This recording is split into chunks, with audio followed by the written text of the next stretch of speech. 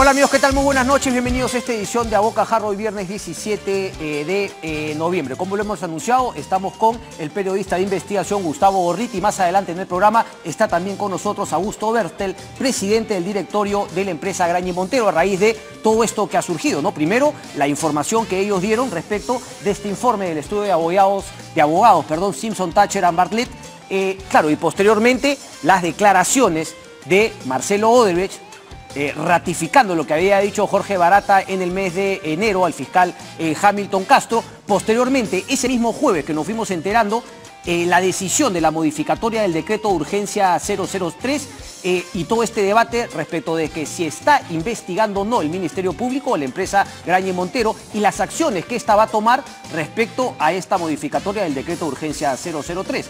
Ojo que faltaría en todo caso que lo apruebe el Ejecutivo o en todo caso me imagino el Congreso. De no hacerlo así el gobierno lo aprobaría por insistencia. De eso vamos a conversar más adelante. Pero Gustavo Gorriti ya está con nosotros, director de IDL Reporteros. Gustavo, un placer tenerte por acá como siempre.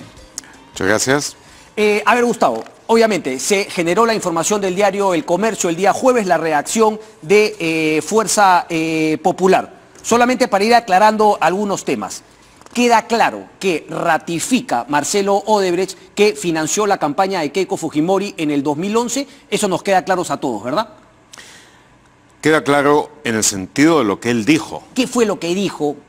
Específicamente, él dijo, al interpretar para el resto las notas medio crípticas que se había hecho, de que en esas notas que están en su teléfono celular capturado por la Policía Federal, cuando fue arrestado, y ahí dice aumentar 500 para Keiko e hacer visita, digo que aumentar 500 para Keiko significaba $500.000, no soles, no reais, no intis, dólares.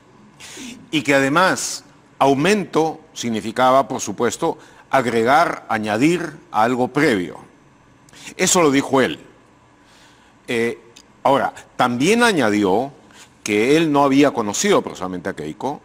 También dijo de que los detalles operativos de cómo se habían dado aportes, la manera, cuándo, cómo, a quién, eso lo sabía Barata. La palabra Barata, como lo he escrito, fue casi un mantra en su declaración. Sí, tengo la certeza que ha pasado esto. ¿Cómo se hizo? Pregúntenle a Barata. La otra cosa igual, Barata sabe.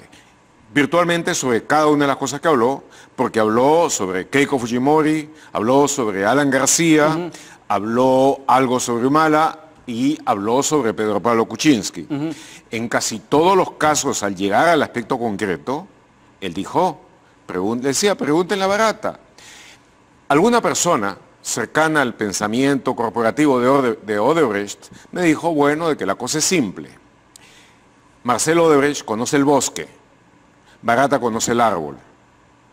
Correcto. El tipo tiene pues su idea de, digamos, en este caso de los aportes forestales y también las cutras forestales, pero entonces el que ya tiene el detalle específico es Barata. No creo que solo Barata, yo creo de que hay toda una serie de otros funcionarios. Siempre de Odebrecht.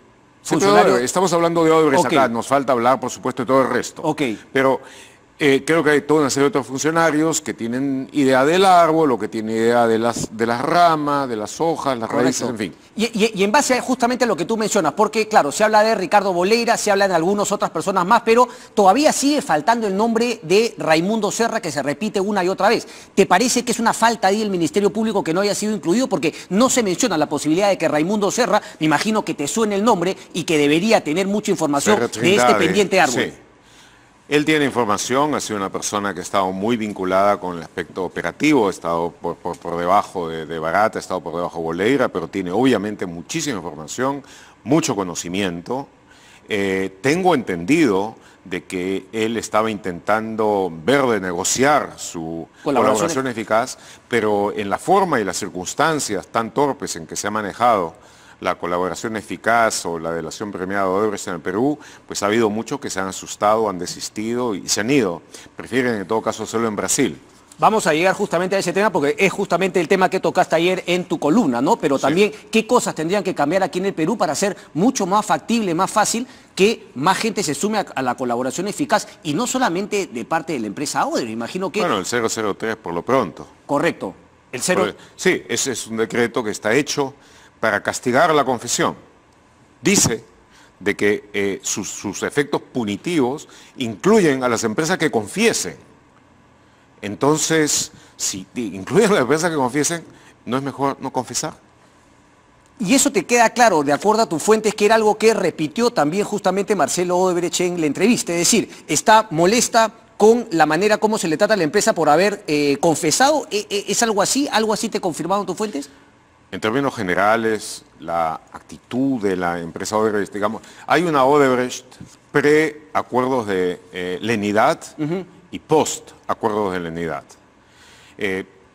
La empresa que está luego de esos acuerdos y que ya se ha abocado, hay un cambio de dirección y estaba orientado hacia la colaboración con las fiscalías, con las procuradurías, a tratar de establecer los montos, las responsabilidades, a quiénes se pagó, de qué forma, por supuesto que con el fin ulterior, fundamental, al fin, no del todo incomprensible, de mantener a la empresa, de mantenerla como, digamos, los ejecutivos de Siemens o los ejecutivos de Alstom intentaron mantenerlas una vez que hicieron sus grandes confesiones o sus grandes cutras, ellos.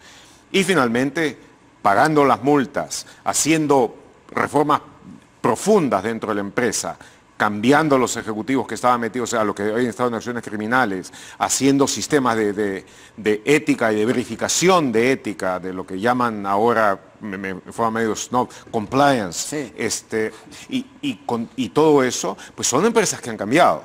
Algunas de ellas, incluso forzadas por las circunstancias, establecen patrones interesantes de avance ético, en comparación con otras que no han pasado por eso. Pero, entonces, es un proceso muy dinámico, en el que de un lado tienes actores criminales que en determinado momento han cometido todas estas cuestiones de sobornos, etcétera, etcétera, uno de los cuales, por supuesto, el dirigente de todo ese, Marcelo Odebrecht, y tienes aquellos que han entrado después, han asumido los puestos, se hacen cargo de las multas, de los gastos, y además buscan de orientar la colaboración, la delación de sus ex colegas. Pero claro, delación, el principio de la delación en Brasil, en Estados Unidos, en el resto del mundo, es el siguiente: el delincuente, el criminal, que sea arrepentido o no, o que está negociando porque lo necesita, habla a cambio de un beneficio, delata a quienes fueron sus cómplices a cambio de una menor pena, a cambio de una pena reducida. Y naturalmente, en esa transacción de decir lo que sabe, su conocimiento privilegiado como participante en esas cosas, hay toda una categoría de cosas en las que puede confesar, y eso vale más o menos de acuerdo al calibre, la calidad de la información. De manera de que, por ejemplo, Marcelo Odebrecht, que estaba condenado, grosso modo, 20 años, sale ahora en diciembre, no libre. Arresto domiciliario. Se va a su casa, en arresto domiciliario, con el brazalete, o como le dicen allá, con la tornasoleira. Va a estar un buen tiempo en su casa, pero una cosa... Ya está en su casa. Ya está en casa. Quiere nadar el hombre. Bueno, después de eso, ha estado desde el 2015 hasta ahora, lo único que ha visto es el interior del edificio de la Policía Federal. Y después de eso, un tiempo le van a dar la posibilidad de salir, va a ser un tiempo regular, a trabajar. Y va a tener que regresar antes que se ponga el sol y no puede estar en ninguna fiesta ni nada por el estilo. Y poco a poco, digamos, yo creo de que en 6, 7 u 8 años va a tener básicamente la condición de hombre libre por haber dirigido la confesión, la delación premiada de su corporación un caso único. Sí, pero ya hay dos temas fundamentales, Gustavo. Es decir, la seguridad de que la empresa Odebrecht no va a volver a operar como lo hacía anteriormente. Tú incluso entrevistabas a este señor Munro, que lo han traído de Estados Unidos, ¿no? Para asegurarse de que va a cumplir con esta frase no compliance que tú mencionas. Y además va a haber el pago de la reparación civil, que es otra de las razones por las cuales se castiga a los directivos y se le permite mantener a la empresa. Por supuesto. Multas importantes. Correcto. Y multas que acá en el Perú deberían, obviamente, negociarse a la vez. Y por supuesto, también acá en el Perú las confesiones específicas. Porque habiendo visto yo buena parte de las confesiones que han hecho en Brasil, sobre los diversos países, incluido el Perú, está muy claro que falta profundizar bastante y falta resolver algunas contradicciones y algunas omisiones. Entonces, eso que se puede hacer con Barata, con Boleira, un poco por encima de Barata, con Mameri, y se puede hacer también con Raimundo Serra y con varios otros que han estado a cargo de proyectos, en fin.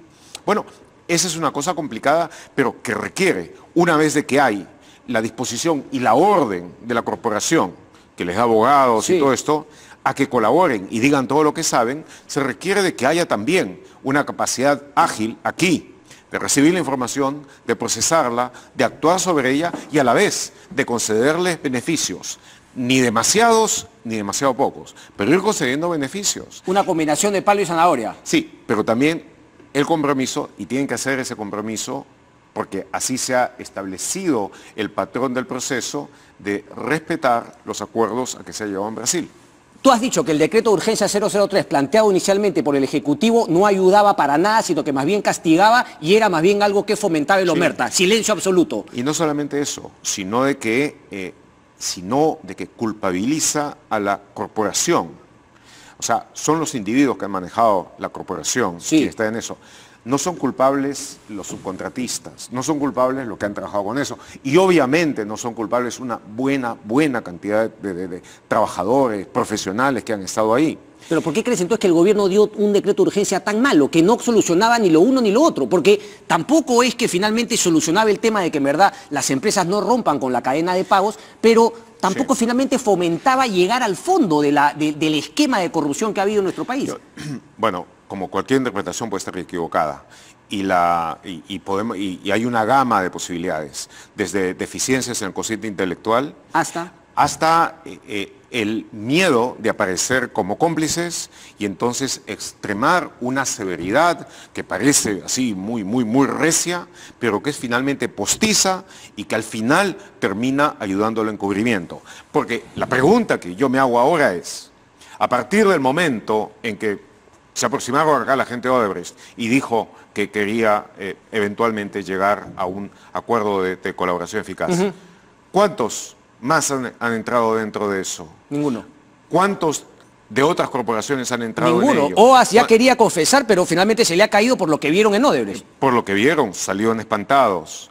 Camargo Correa, ¿cuánto? Andrade Gutiérrez, ¿cuánto? Porque Calvao, finalmente son empresas que ya confesaron en Brasil, solamente tendrían que hacerlo acá si es que habría un sistema. Y les sería realmente fácil. Y bueno, y de las empresas peruanas, sobre lo que después vas a hablar con el señor Bertel, bueno, tampoco tienen como demasiados incentivos para confesar y acogerse a un sistema de delación premiada que se acerca al brasileño. Aquí viene la pregunta, porque ya no es solamente... Se la vas a hacer a él más bien. Aquí ya no viene el tema únicamente del decreto de urgencia 003, sino la modificatoria que ha planteado. Digamos, va en esa misma línea de empeorar las posibilidades de que más empresas puedan confesar o no.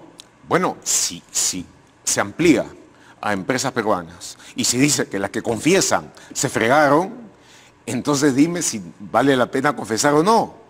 Y aquí viene la pregunta.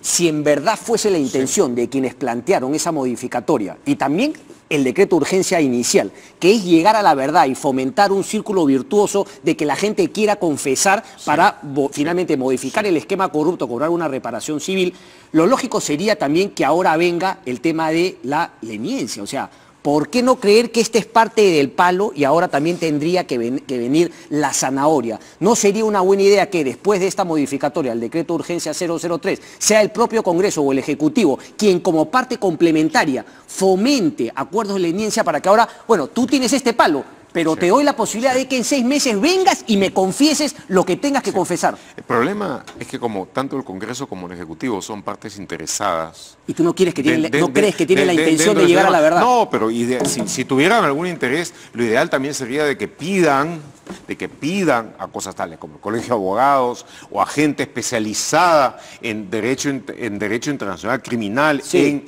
en todo esto, que den una idea de cuál es la mejor aproximación legislativa y también operativa para hacer esto. Pero nadie lo ha hecho, son finalmente reacciones, sí, y mucha pose, y como digo, mucha severidad postiza, pero lo que es en términos de los resultados que eso va a traer, básicamente nada. Por eso, yo personalmente creo de que lo mejor que se puede hacer en estas circunstancias... Cuéntamelo, por favor, porque lo has escrito. Es que el fiscal José Domingo Pérez interrogue a Barata en Brasil, bajo las leyes brasileñas, y en diligencias que estén bajo la dirección, como ha estado hasta ahora, del procurador, o sea, fiscal federal Orlando Martelo, que es la persona que ha estado a cargo de esto. Sí, pero ¿por qué crees que Barata aceptaría? Porque finalmente quien aceptó fue Marcelo Odebrecht, porque Marcelo Odebrecht sí no tiene nada que ver con la justicia peruana. Sí, claro, pero sí puede tener que ver. Sí puede tener, pero Barata ya tiene el tema de las cuentas congeladas, etcétera, etcétera. Él sí tiene una manera de decir, oye, yo no voy a, por más que tú vengas acá, yo no te voy a responder nada. Sí, mira, Marcelo Odebrecht no iba a hablar. No iba a hablar. Lo escribes en tu columna.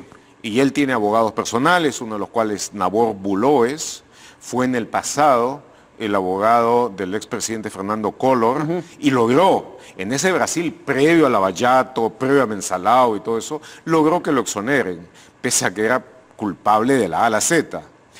Entonces, el consejo que tenía era básicamente no hablar, no declarar, pero tanto el fiscal Martelo, como también los fiscales peruanos, hablando con él, este grupo está dirigido por el fiscal Rafael Vela, y sobre todo, y esto es lo más importante, el grupo de abogados de la Corporación Odebrecht, dirigidos por Mauricio Becerra para ese efecto, lo convencieron de hablar, lo convencieron de declarar. ¿Por qué lo habrían convencido sus propios abogados?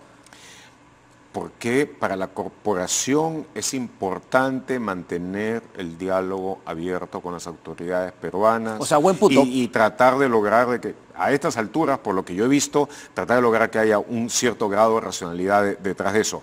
La corporación hasta este momento, según lo que puedo ver, no tienen un halo sobre la cabeza, no tienen alas en la espalda con toda seguridad, sí, pero está interesada por su propia conservación, por su propia posibilidad de resurgir como empresa, tal como sucedió con Siemens, etcétera, está interesada en lograr una colaboración, en cerrar capítulos, y ellos saben que la única manera de cerrarlos es hablando, contando, y en otras palabras también, delatando, diciendo qué pasó, con la posibilidad de quedar luego exonerados, limpios, pagando sus multas, pagando reparaciones, pero con la posibilidad de volver a contratar y con la posibilidad de volver a trabajar. Quiero volver al tema de la declaración de Marcelo Odebrecht, sí, porque el tema, por ejemplo, de Alan García Pérez, Hildebrand en sus 13, creo que tiene otra fuente también y plantea...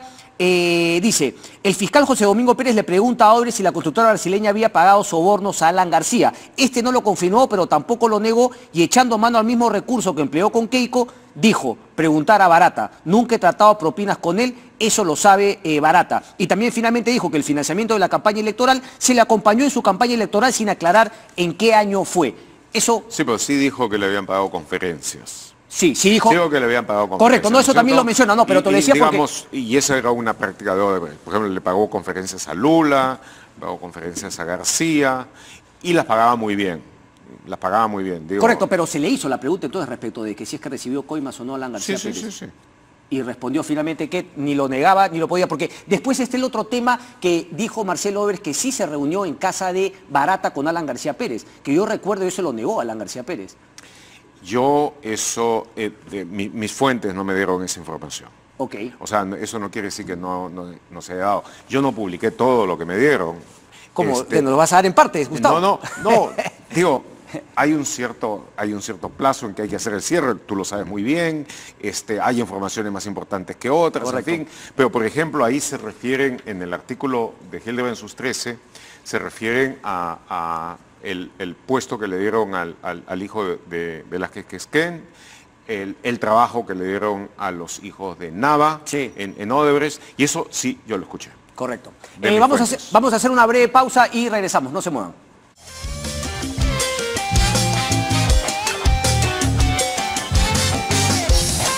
Bien amigos, seguimos conversando con Gustavo Gorriti, director de IDL Reporteros. Gustavo, hablamos de Keiko, hablábamos de Alan García Pérez y ahora tenemos que hablar de el presidente de la República, Pedro Pablo Kuczynski. Te hago la pregunta porque tú escribes, Odebrecht se quejó de que pese a que su ex empresa colabora ahora con la justicia en el Perú, se le ataca solo a ella. Es un sentimiento, imagino, De Marcelo Odebrecht. De Marcelo Odebrecht. Sí, sí, claro, lo tienen todos. Lo tienen todos. Eso es algo, digamos, que están todas. Pero Yo no conozco nadie que esté trabajando o en el lado blanco o que haya trabajado en el lado oscuro de Odebrecht que no piense eso, sí. Ok, después Hildebrand en sus 13 plantea, esta revista se comunicó con voceros del gobierno que aseguraron que el presidente sostiene que la versión de Odebrecht sería una suerte de chantaje para que se deje sin efecto el decreto de urgencia 003. ¿Es creíble esa versión de gente cercana al presidente Kuczynski? No tiene ningún sentido, no tiene ni pies ni cabeza. No tiene ningún sentido ni pies ni cabeza. No tiene ni pies ni cabeza, son cosas realmente diferentes. Te puedo preguntar, porque tú terminas la frase de Pedro Pablo Kuczynski, o perdón, el bloque de tu columna, el punto 3, alguien miente aquí. Sí. ¿Quién crees tú que miente?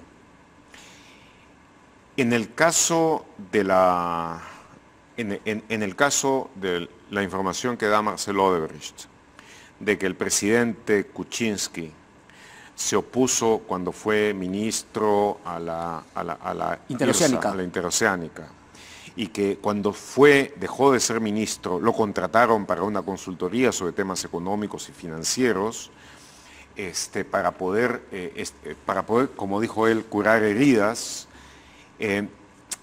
Hay información adicional que ha dado Juan Pari, hay Correcto, alguna yo justo acá información leía, adicional sí. sobre sociedades que han estado vinculadas con Kuczynski, que han recibido algún grado de remuneración de Odebrecht. Ahora, la cosa importante sería de que en lugar de hacer una negativa en general, el presidente Kuczynski pudiera explicarnos, pudiera dar un reportaje, una entrevista, como para poderle hacer preguntas más específicas. Cuando diga no, pues no le dice, pero ¿y esto? ¿Y no? ¿Y esto otro? ¿Y no? ¿Y esto más allá? Entonces, pero nunca lo ha querido hacer Gustavo. Quizá de esa manera, ¿no es cierto? Esa suerte mayéutica de la negativa, tú puedes llegar eventualmente a la verdad. Pero es legítimamente, periodísticamente, digamos, plantear que si no lo quiere hacer así, es legítimo pensar que hay algo sucio, hay algo oscuro. Yo siento que por lo menos hay un grado de susto. Yo por lo menos siento que hay un grado de susto. No quiero, como te digo, una de las cosas fundamentales en periodismo de investigación, diferente al periodismo de opinión que hago en la columna semanal, pero en periodismo de investigación, cuando tú estás en esto, tienes que guiarte por la evidencia, no ir más allá de lo que la evidencia te indique. Hasta este momento lo que está claro es de que Marcelo Odebrecht, y yo no veo ninguna razón ulterior a esto, él dice que sí, que lo tuvieron como un consultor. Hay algunas cosas que sugieren que hubo una relación de sociedades con las que PPK trabajaba, colaboraba, en fin, con Odebrecht. Sí, pero Juan Pari plantea, anteriormente cuando era director de COSAPI, posteriormente del 2006 a 2011, después está la información que sacó el diario Gestión, justamente cuando reventó el informe del Departamento de Justicia norteamericano, el socio Gerardo Sepúlveda, que efectivamente armaba estructuras financieras para empresas como Odebrecht. Sí. O sea, hay una serie de cosas que apuntan en ese tema. Mi tema es más allá de tu opinión, el silencio otorga, o sea, el silencio es algo que le hace daño hoy por hoy al presidente Kuczynski. El silencio no necesariamente otorga, pero que el silencio le hace daño, que el silencio es corrosivo para su credibilidad, está claro. Eso está claro. De que es una tontería, de que él no salga y de una vez airee el asunto y de una vez diga, hubo esto. Y sí, de repente hice una consultoría y me equivoqué. Lo siento, me disculpo mucho, muchísimo. Pero, ¿no? Pero, digo, no hay otra manera de hacerlo. Cuando uno es un dirigente elegido por voluntad popular, cuando ha llegado ahí por el voto de la gente, no con demasiada diferencia. Pero yo no sé si es que puede ser tan fácil porque la gente plantea, el presidente del Poder Judicial, Duverger Rodríguez, planteaba que haciendo, digamos, un equivalente con los Estados Unidos es perjurio. Finalmente es haberle mentido, ¿no? Porque respondió 2 veces ante Reinaldo Avia y ante Hamilton Castro, con la presencia de la procuradora Ampuro en ese entonces, y mintió. Bueno, habría que ver exactamente cómo fue planteada la pregunta para ver si es que ha habido perjurio o no. Gustavo, ¿te parece que...? Si es que ha habido perjurio, pues es una falta relacionada con el perjurio. Pero, o también puede estar relacionada con la falta de memoria. Pero... Pucha, pero si nos lleva a la falta de memoria, nos lleva a un presidente inimputable, Gustavo. No. Pues yo no, a estas alturas no es inimputable. Yo creo que sencillamente muchas cosas en su gobierno ha procedido con un criterio más que pobre, paupérrimo, ¿no es cierto? Y eso ha llevado a tener un ejecutivo extremadamente débil, altamente sometido, avasallado por el fujimorismo, que ha perdido considerablemente su campo de maniobra, cuando al comienzo estuvo en condiciones perfectamente de haber enmendado la correlación de fuerzas y haberlo puesto en un nivel por lo menos de equiparidad. Perdió la ocasión, perdió el chance, mal aconsejado, mal pensado, digo, no pensó bien, y ahora está en la situación en la que está, y obviamente eso hace que le sea difícil razonar con la debida claridad en un caso como este. Coincidimos, claro está, en, digamos, la locura que significa la denuncia constitucional contra fiscales de la Nación, pero ¿qué crees que le falta mejorar? Porque Fuerza Popular haya denunciado constitucionalmente al fiscal de la Nación, de la noche a la mañana el Ministerio Público no va a pasar a ser ese organismo, pues, no envidiable. ¿Qué otras cosas está faltando? Porque me parece que nos quedamos en los políticos, sí, pero no necesariamente los políticos son los peces gordos. Yo hablo de una estructura en la cual se adjudicaban obras, ¿no? Finalmente está el tema del club de la construcción, etcétera, etcétera. Y no estamos llegando a ese tema que sí parece haber llegado en el Brasil, que es finalmente que empresas confiesen, que se reformen y que los contratos con el Estado están asegurados que van a competir. Hay una diferencia inmensa. ¿Cuál es esa, Gustavo? Inmensa en los medios y la calidad que tienen los fiscales anticorrupción en Brasil con lo que hay aquí. Primero, los mecanismos legales que tienen. Segundo, los mecanismos administrativos, la seguridad que ellos tienen para actuar. En tercer lugar, los medios técnicos. En cuarto lugar, su propia preparación y su propio nivel. Aquí has tenido fiscales muy deficientes, sí, que han hecho un trabajo pobre. Ha habido gente cuya acción ha dejado suponer de que había una influencia externa sobre lo que hacían, porque de otra manera no se puede dar cuenta de lo que ha pasado. Yo creo personalmente, y lo he escrito, de que a Pablo Sánchez le ha faltado energía, le ha faltado comando dentro de esto, pero de que eso... Pero creo que en los últimos tiempos ha habido importantes medidas de corrección, una de las cuales ha sido nombrar precisamente al fiscal José Domingo Pérez y apoyarlo. Él es un fiscal enérgico y capaz que obviamente ha avanzado bastante en la investigación. Pero de ahí a suponer que por el hecho que tengas que criticar A, B o C, una persona como Salaverry pueda levantar y decir de que debe salir el fiscal de la Nación y que inmediatamente todo el mototaxi se alinea detrás de eso, entre otros argumentos, con aquel de que la opinión pública desaprueba con el 50 y tantos % la acción. Bueno, imagínate, a ellos, que más del 70% lo desaprueba, entonces no habría que votarlos antes, no sería más sano votarlos antes. De tal manera, es una cosa que va, o sea, lo más importante de esto es, teniendo presente además de que no es una cosa aislada, es algo que se ha dado contra Carretas, contra el comercio, contra el Tribunal Constitucional, ahora contra la Fiscalía de la Nación. Entonces es una ofensiva en toda la línea que hace que el equilibrio de poderes central y esencial en una democracia, sobre todo en democracias relativamente precarias como la nuestra, quede roto, quede en desequilibrio de poderes. Entonces es una cosa absolutamente absurda y el fiscal de la Nación, sometido a crítica sometido por supuesto a todo tipo que se espera que mejore su acción, el fiscal de la Nación debe seguir en su puesto. Por fortuna, tengo la impresión de que el mototaxi no tiene los votos suficientes. Ahora, parece que también digamos, esto le ha metido un poco de electricidad al Ministerio Público, ¿no? O finalmente ojalá que se retiren, porque esa denuncia no tiene ni pies ni cabeza, pero parece que el Ministerio Público ha empezado también a actuar de manera... Un sí o no, cortita, porque me tengo que ir, Gustavo. ¿Confías en Alonso Peña Cabrera? Después de la información que sacaste justamente el tema con José Domingo Pérez. La información que saqué indica con toda claridad, Cristian, que no tengo confianza en él. Indica con toda claridad que no lo tengo. ¿Y qué significa eso para el caso? Yo no soy una persona que nombra o que saca a fiscales. Correcto. Yo soy un periodista que investiga con cuidado y dice lo que piensa. Y lo que dije... lo que expuse, me parece que lleva a conclusiones inescapables. No sé si tú compartes mi criterio. Sí, claro, pero ¿te parece que actuó bien, por ejemplo, el fiscal Sánchez en definir ese tema? Porque al final dijo una cosa que es prácticamente, no sé, de chiste. Creo que alguien entendió mal y otro se expresó mal. Es que es en esa línea. Esa es una de las cosas que por las que está sujeto a crítica, pero al final, el hecho concreto es de que José Domingo Pérez viajó sin Peña Cabrera. Hizo bien su a Brasil. chamba. Correcto. Hizo bien su chamba. Y eso se tendría que repetir. Un placer, Gustavo, como siempre. El gusto es mío.